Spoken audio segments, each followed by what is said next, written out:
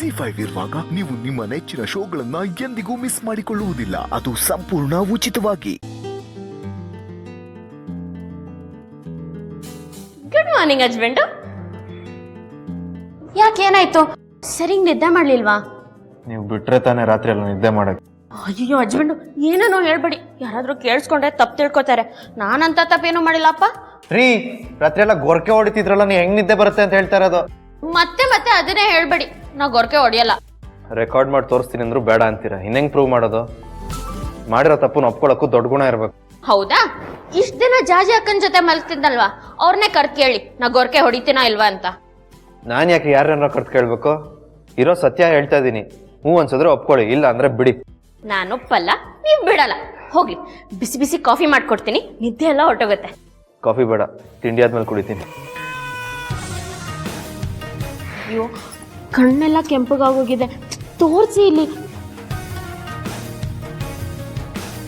ತೋರ್ಸಿ.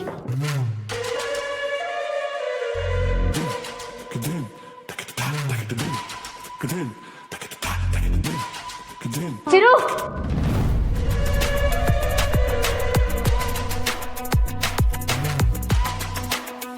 ಏನ್ ನಡೀತಾ ಇದೆ ಇಲ್ಲಿ?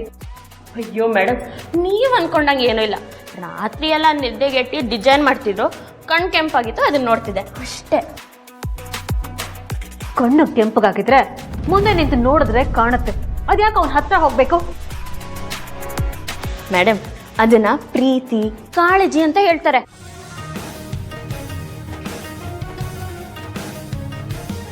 ಚಿರು, ನನ್ ಜೊತೆ ಬಾ. ನನ್ನ ಹಸ್ಬೆಂಡ್ನ ಎಲ್ಲಿ ಕರ್ಕೊಂಡು ಹೋಗ್ತಿದ್ದೀರಾ? ನಿನಗ್ ಯಾಕೆ? ಮೊದ್ಲು ಹೋಗಿ ಕಾಫಿ ತಗೊಂಡ್ ಬಾ. ನನ್ ಗಂಡನ್ ಬೇಡವಂತೆ. ನನಗ್ ಬೇಕು.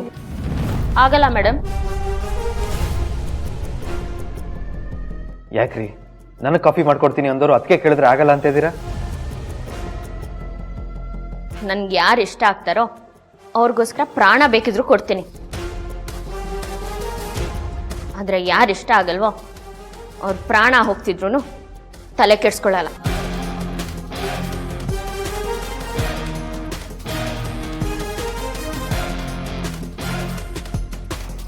ಕಾಫಿ ಬೇಕಿದ್ರೆ ಜಾಜಿ ಅಕ್ಕಂಗೆ ಕೇಳಿ, ನನ್ಗಲ್ಲ.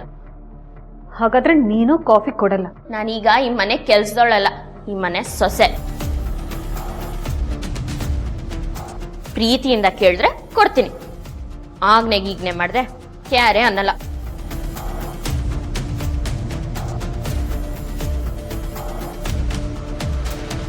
ರೀ, ಅತಿ ಆಯ್ತು ನಿಮ್ದು. ಅತಿಗೆ ಅವಮಾನ ಮಾಡ್ತಾ ಇದ್ದೀರಾ, ಸರಿನಾ ಇದು? ಯಾವ್ದು ಸರಿ ಯಾವ್ದು ತಪ್ಪು ಅಂತ ನಿಮ್ಗಿಂತ ಚೆನ್ನಾಗಿ ನಂಗೆ ಗೊತ್ತಿದೆ ಹಸ್ಬೆಂಡು. ನಿಮ್ಮ ಅತ್ತಿಗೆ ಬಗ್ಗೆ ತಲೆ ಕೆಡ್ಸ್ಕೋಬೇಡಿ. ಯಾಕಂದ್ರೆ ಅವ್ರು ಮನುಷ್ಯರಿಗೆ ಬೆಲೆ ಕೊಡಲ್ಲ, ವಸ್ತುಗಳಿಗೆ ಮಾತ್ರ ಬೆಲೆ ಕೊಡ್ತಾರೆ. ಅದು ನಿಮ್ ಭ್ರಮೆ. ಅತಿಗೆ ದೇವ್ರಂತವ್ರು, ಅವರು ಮನುಷ್ಯರನ್ನ ಎಷ್ಟು ಗೌರವಿಸ್ತಾರೆ ಅಂತ ನಾನ್ ನೋಡಿದ್ದೀನಿ. ತಪ್ಪು ಕಲ್ಪನೆ ಹಸ್ಬೆಂಡು. ನಿಮ್ಮ ಅತ್ತಿಗೆ ಎಂತ ಮನ್ಸವ್ರು ಅಂತ ಸದ್ಯದಲ್ಲೇ ಸಾಬೀತು ಮಾಡಿ ತೋರಿಸ್ತೀನಿ.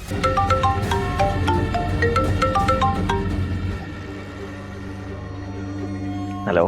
Thank you. ಥ್ಯಾಂಕ್ಸಾ? ಯಾಕೆ? ನನ್ನ ಮಾತಿಗೆ ಬೆಲೆ ಕೊಟ್ಟು ಸರಿಯಾದ ಸಮಯಕ್ಕೆ ತಿಂಡಿ ತಿಂದ್ರಲ್ಲ, ಅದಕ್ಕೆ.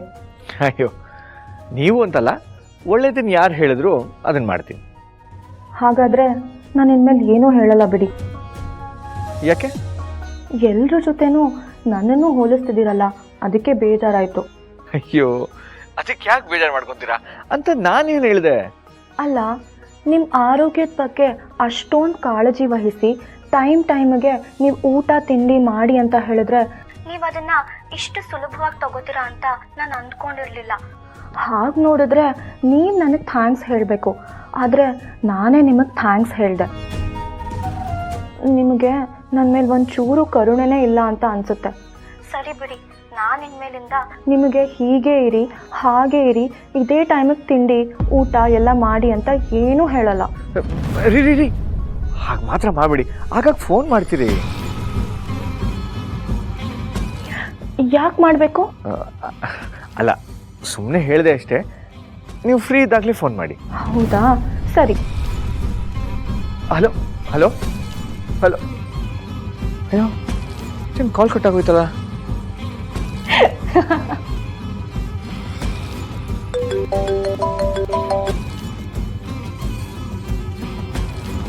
ಮತ್ತೆ ಯಾಕೆ ಕಾಲ್ ಮಾಡಿದ್ರಿ?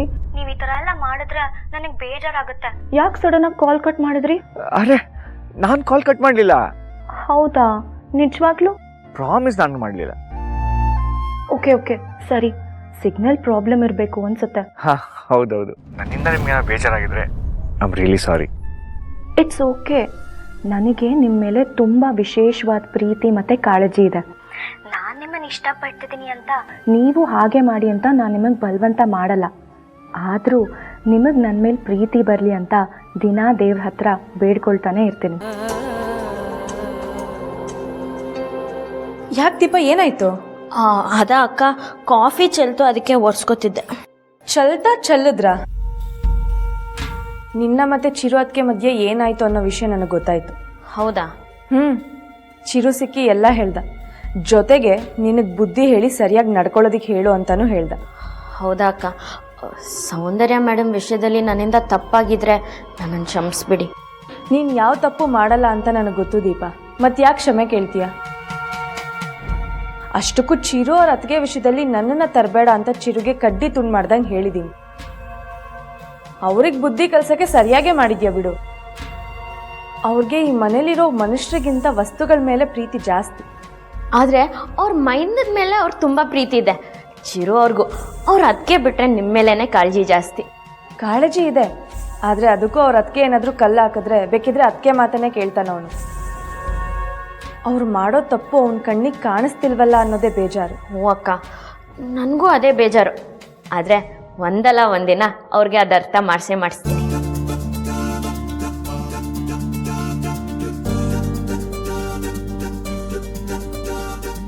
ಅಕ್ಕ, ಏನದು ಬೊಂಬೆ?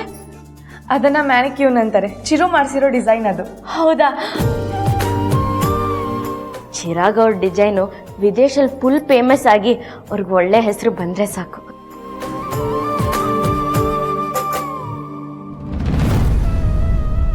ನೀನು ಚಿರು ಮೇಲಿಟ್ಟಿರೋ ಪ್ರೀತಿಯಲ್ಲಿ ಚಿರು ಏನಾದರೂ 1% ನಿನ್ನ ಮೇಲಿಟ್ಟಿದ್ರೆ ನೀನು ಎಷ್ಟು ಖುಷಿಯಾಗಿರ್ತಿದ್ದೆ ಅಲ್ವಾ? ಹೋಗ್ಲಿ ಬಿಡಿ ಅಕ್ಕ, ನಾನು ತುಂಬ ಖುಷಿಯಾಗೇ ಇದ್ದೀನಿ. ನನ್ನ ಗಂಡನ ರೂಮಲ್ಲಿ ಮಲಗ್ತಿದ್ದೀನಿ.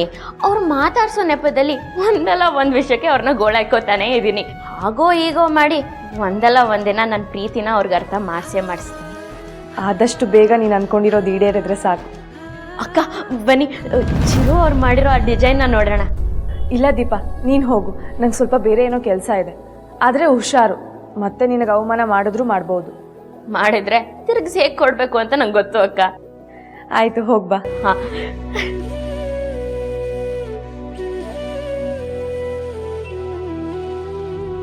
ನನ್ನ ಪ್ರೀತಿ ಅಂತೂ ನನಗೆ ಸಿಗಲಿಲ್ಲ, ಆದರೆ ದೀಪಂಗೆ ಅವಳ ಗಂಡನ ಪ್ರೀತಿನಾದರೂ ಸಿಗಲಿ. ಇಬ್ಬರು ಜೊತೆಲೇ ಇದ್ರೂ ದೂರ ಆಗಿರೋರ ಥರ ಇರ್ತಾರೆ. ಒಬ್ರನ್ನೊಬ್ರು ನೋಡ್ತಿದ್ರು ಜಗಳ ಆಡ್ಕೋತಿರ್ತಾರೆ.